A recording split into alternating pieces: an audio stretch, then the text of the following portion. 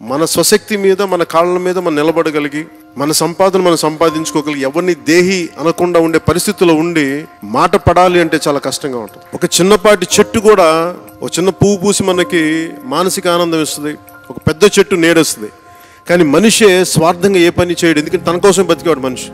దేశ విభజన సమయంలో ఎన్ని లక్షల మందిని ఊచకోత కోసారు, మనం మర్చిపోయాం. మనందరం నా కోసం కాదు, మన 10 మంది కోసం ఎంతో కొంత మనం చెయ్యాలి. కొత్త తరం ఒకటి ఉంది, నాలాగా ఆలోచించావు. నేను వాళ్ళని నమ్మొచ్చాను. యువత తాలూకు భావోద్వేగం నేను అర్థం చేసుకోగలను. నాకు ఇంకా ఆవేదన, కోపం ఉండబట్టే నేను పార్టీ పెట్టాను. భావజాలంతో వచ్చిన వ్యక్తులే పార్టీలో నిలబడతారు, కానీ భావజాలంతో రాని వాళ్ళు వెళ్ళిపోతారు ఇక్కడి నుంచి. నేను అధికారం కోసం అరువులు చాచను, అధికారం కోసం అడ్డదారులు తొక్కను, అధికారం కోసం ఒకరి మోచేతి నీళ్లు తాగను.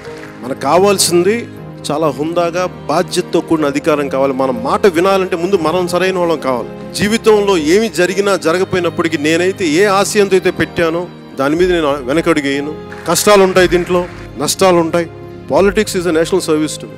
నేను రాగానే సూపర్ స్టార్డమ్ సాధించాలని సినిమాలో నేను అనుకున్నా. సహజంగా నా సినిమాలు బాగా ఆడి, కథలు బాగా చెప్పగలిగి, నేను పెర్ఫార్మెన్స్ బాగా చేస్తే అది ఆటోమేటిక్ మనం పెరిగి పెద్ద అవుతాం. అలాగే రాజకీయాలు కూడా మన పని మనం చేసుకుంటూ వెళ్దాం.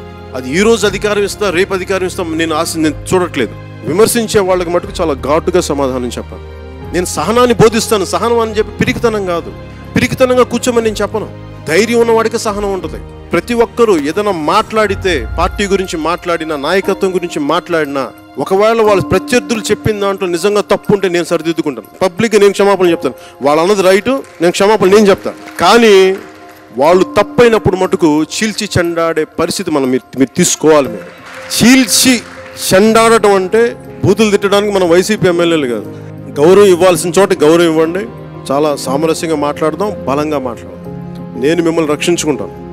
భావితరాలకి బలమైన పార్టీ ఒకటి ఉంది, నిలబడింది. ఎందుకు మన దగ్గరికి ఇంతమంది ప్రజలు వస్తారు? మన దగ్గర కష్టాలలో ఉన్న ప్రజలకి కన్నీళ్లు తుడిచే పార్టీ జనసేన. అమరావతి మన రైతులు మాట్లాడుతుంటే ఇదే సభలో వాళ్ళు ఇదే చెప్తాను, మేము మీకు ఓటే లేదు, నీ చిత్తశుద్ధిని శంకించేవాళ్ళం, కానీ ఈరోజు చెప్తున్నాం నువ్వు మాకు సహాయం చేయమని. అసలు మీరేం చేస్తారని అనుకునేవాళ్ళం, కానీ మాకు రాను రాను మీ పార్టీ తాలూకు ఆశయాలు మాకు అర్థమవుతుంది. ఈ రోజున మీరు వచ్చి బలమైన వ్యవస్థ ఉన్న తెలుగుదేశం పార్టీ కంటే కూడా జనసేన నమ్ముతున్నారు. ఈ రోజున ఇంతకు మించి విజయం ఏం కావాలి మనకి?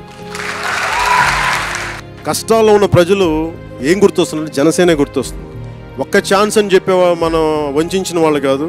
మీరు ఒక్క ఛాన్స్ ఇవ్వకపోయినా మేము ఈ వెంట ఉంటామని చెప్పేవాళ్ళం. ఈ రోజున జనసేనకి ఇంత బలం దేనికి ఉంది అంటే మన నైతికంగా చాలా బలమైన వ్యక్తులం కాబట్టి. అందువల్ల ఎవరినైనా సరే బలంగా కూర్చొని నిలదీసి ప్రశ్నించగలం. ప్రతిదీ డబ్బులతో 1000 కోట్లు 100 కోట్లు ఉంటేనే మార్పు వస్తాయి అనుకుంటే ఒక కాంశీరామ్ గారు లాంటి వ్యక్తి వచ్చేవాళ్ళు కాదు ఈ భారతదేశం. ప్రతి జన సైనికుడు కనుక 5 మందిని ప్రభావితం కానీ చేయగలిగితే, ఒక్కొక్కరు మనకుంది తక్కువలో తక్కువ కనీసం 1000 ఉంటారు, వాళ్ళు 10,000 మందిని ప్రభావితం చేయగలరు. మీరు ఇవ్వాల్సిందల్లా కాలం, నమ్మకం, అంతే. డబ్బు ఉంటేనే రాజకీయాలు చేయొచ్చని పక్కన పెట్టి ఆశయంతో, నమ్మకంతో ముందుకెళ్దాం. ఖచ్చితంగా మున్సిపల్ ఎన్నికల్లో ఖాతాలు తెరుద్దాం. దీనికి భారత్ మాతా కీ